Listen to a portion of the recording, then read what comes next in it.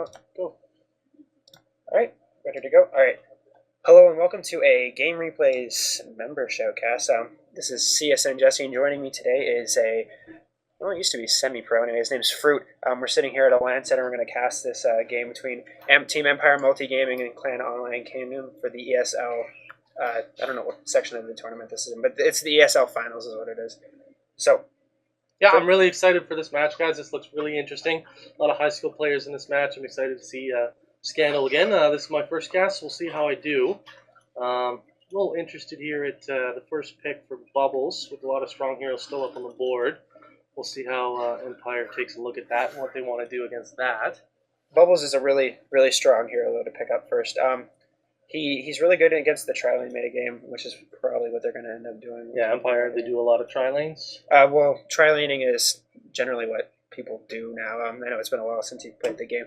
But tri-laning is really strong. It makes it so your major carry can get really farmed. The other two solo lanes can get the levels. Yeah. So if everything goes well, we should see a pretty strong game coming up from Online Kingdom here today. Unique Phaser picking up the Hellbringer and the Andromeda for the second pick. I'm a little bit behind you here. That's all right.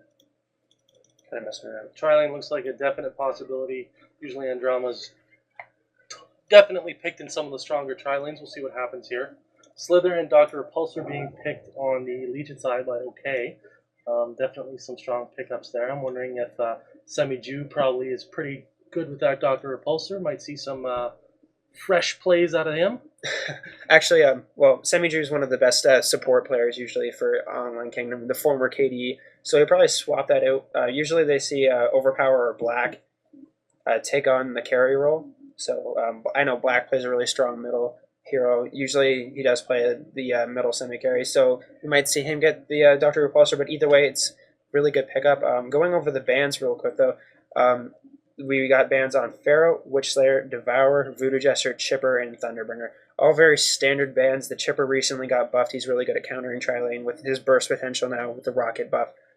So this is actually the first time I have seen Dr. Repulsor not permaban in a competitive game. So it's going to be really exciting to watch as we see Scandal picking up Soul Stealer. We'll look to see him play Soul Stealer in this game. He's a really, really good Soul Stealer. Actually, I think he's probably the best Soul Stealer if he doesn't get messed around with too much in the game right now, actually. Not really a big surprise for Scandal taking Soul Stealer there. Looks like we might have a strong mid-lane battle. We've also got Pestilence picked up on the Hellborn team here. Good initiator with Hellbringer on the team as well. They've got strong initiation there. Look for good team fights from them. Yes, and the last two picks coming out from Team Online Kingdom and Magnus and Forsaken Archer. Forsaken Archer being their hard carry and Magnus being one of the best initiators in the game. So we'll look to see what Empire decides to pick up at the end here. This is looking like to be a very quick and good game. Really strong ganking lineups for these teams. Demented Shaman being right-clicked by Noob-like right now. As we all know, Demented Shaman is a fantastic laning partner with Pestilence. You just can't kill him. You put out the heal, the slow, the stun. It's the perfect lane in my opinion. Definitely. Demented Shaman would be a very good combination with Pestilence armor. Reduction, Andromeda, and Soul Stealer. Really a lot of physical damage going on from that team, but they actually decided to go with Glacius. Not a bad pickup, as there are a lot of mana users, strong mana users on the Hellborn team. Also, Demented Shaman isn't really recognized as a strong tri-lane hero. I mean, she can be, or she, Demented Shaman? What is Demented Shaman anyway? Demented Shamaness? Yes. Anyway, he's not a very good tri-lane hero. He's really good in a double lane, but tri-lane, not as good as a Glacius in any regard. Definitely. Absolutely. So look to get this game going. The Legion team is all ready up to go. See if they can get some early farm on this Pestilence, and then it might be a quick GG for the Legion team if they can get their initiation up. Faster we farm a port key on that Pestilence, faster this game might be over. And we're starting up now, and here we go. Let's get it on. Let's get it on. I don't know. Did anyone ever watch MXC? Of course. Oh, yes. The most beautiful show ever made. Baba Ganoush. Yes, sir. The loading phase. The loading race. Who won the loading race? Looks like it was Magnus. Game over. Sorry, Empire. You lose. GG. Well played. I'm still loading here, unfortunately, because my computer need a better computer. Sucks in comparison. Oh, it wouldn't be a real match unless we had a pause right at the start of the game. So beautiful. We'll take a look at some starting items here on the on both sides. look like the standard mid build for Dr. Repulsor, and we might see Magnus and Forsaken Archer headed up top side. That's a decent lane. And maybe Slither and Bubbles on the bottom lane. Kind of a little bit surprised that Bubbles wasn't going mid, but I guess against Scandal, that's definitely not a bad decision. Also, Dr. Repulsor is probably the strongest mid hero in the game, aside from a Devourer. So, Bubbles is a really solid pick in middle, but he does have more escape functions earlier on than Dr. Repulsor, excluding its ludicrous speed. But that is level 6. So, if you put him against solo against a tri-lane or against solo against another hero, he's able to do fairly well. They'll probably tri-lane top if they are going to tri-lane on the Legion team. I'm not entirely sure what they're going to decide to do. The Hellborn team right now, though, looking like they're going to probably send Pestilence, Glacius, and Andromeda top to tri-lane, Hellbringer solo bottom, and Scandal solo mid. So they'll probably end up sending Bubbles bottom to solo against a Hellbringer, Slither, Magnus, and Forsaken Archer, which is a really, really strong tri-lane. Will head up top to clash heads against the Hellborn tri-lane. That's my prediction for the game. That's entirely true. Let's see, a Hellbringer against Bubbles might be an interesting matchup. Not really sure who's going to benefit the farm the most. Not really sure if either of them are going to be able to kill each other, but might be interesting. Absolutely, and both of them are really strong harassers with the Cell Sheriff being able to throw out wherever, hitting any hero. Really, he can just sit back and spam, get creep kills like that, and Hellbringer able to put out the Death Blow dot, the Life Void, the Slow. Just two very powerful solo heroes. Hellbringer's really well known for soloing against multiple heroes. Specifically, I can't remember the game that recently just happened, but anyway, he's always been he's always been used. A long time ago, they nerfed Hellbringer. Unfortunately, he used to be amazing. They used to put him solo, and he would just destroy people. This is an incredibly long pause. Yeah, one hero I'm excited to see how they do in this game is Forsaken Archer, one of my favorite heroes, even though I'm not very good with her. But she can definitely turn the tide of any game really quickly. So I'm excited to see if they can land some Lava Surge and Split Volley kills up on the top lane. But we'll see. Maybe they're just going to try to reduce the farm of Pestilence and keep him held off as much as possible.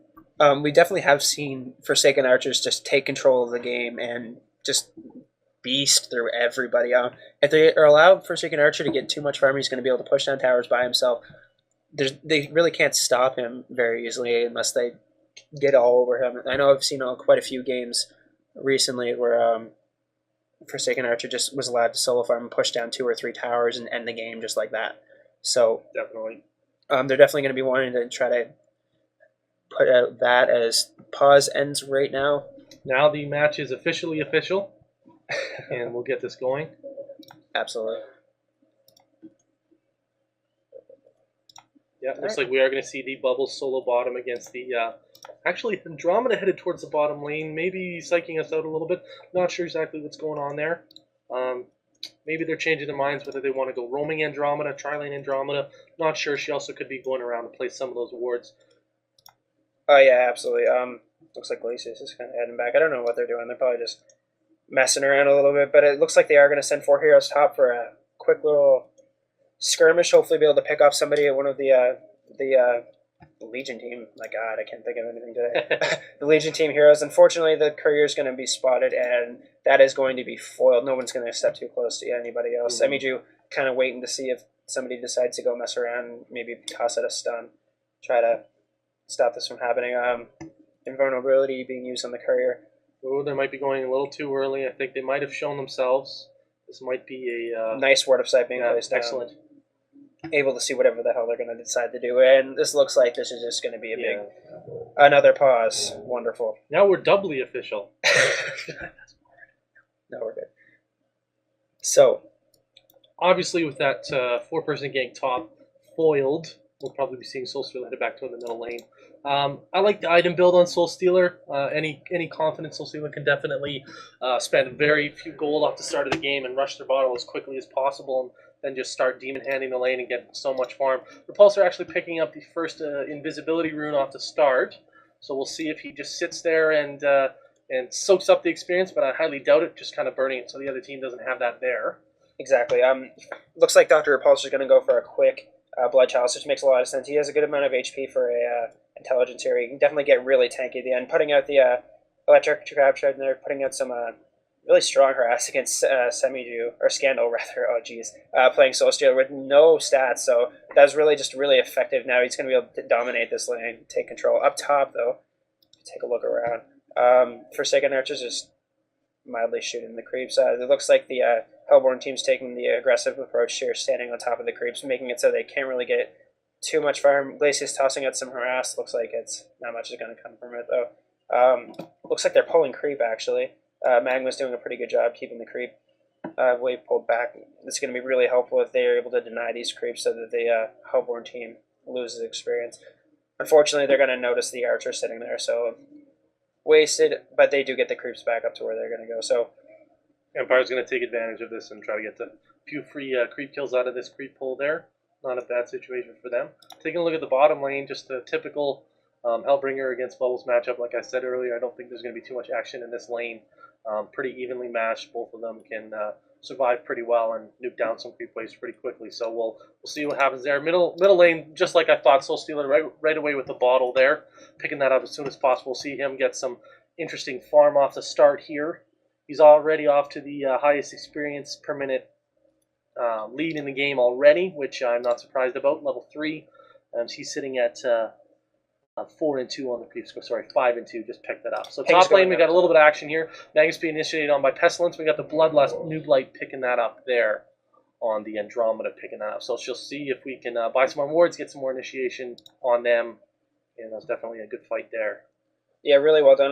They're probably going to look up to pick up some counter wards because currently the Legion team does have a little bastard of a ward sitting up there in the little jungle thing. As we see Soul Stealer picking up a regen, which is pretty good. But anyway, the ward right here is eliminating their pull, which is really hurting Pestilence and getting us farm on. Clearly, as you can see, he can't get even anywhere near the creeps right now. So trying to get something done. Andromeda might be a little bit out of position here. Some harassment coming up, but nothing else is going to come from it. Might have seen the crippling volley come out and pin her down, but that might have spelled death for her. But unfortunately, that did not happen. Magma's kind of roaming over here, gets stunned by Pestilence. Glacius harassment slow coming out. Really not much is going to come from this. Pestilence looking like he was going to go back in, but he backs off. Probably the best decision, as he would have been 1v3 currently in that situation with Glacius with almost no mana.